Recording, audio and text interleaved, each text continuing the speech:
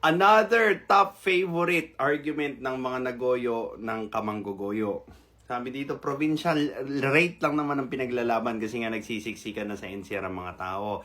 They think na pag tinanggal yung provincial wage, dadagsa na or uuwi na yung mga tao sa probinsya. Bakit gagawin yun? Pag tinanggal ba yung provincial rate, dadami ba yung trabaho sa probinsya? Sige nga.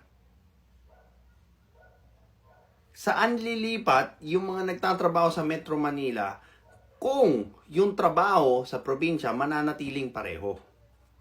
Naisip nyo ba yun?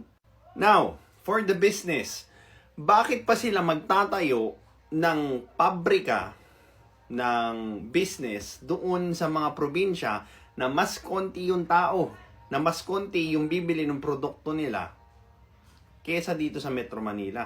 So, ilalapit ko na lang yung manufacturing ko dito or yung business ko dito sa Metro Manila. Wala naman akong incentive para magtayo ng negosyo doon sa probinsya.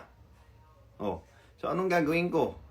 Tatanggalin ko yung business ko doon, ililipat ko sa Metro Manila. At, ang mangyayari, yung produkto na gagawin malapit sa Metro Manila, ilalabas papunta doon sa mga probinsya. Anong mangyayari doon? O, magkakaroon ng panibagong patong yun. Logistics. Diba?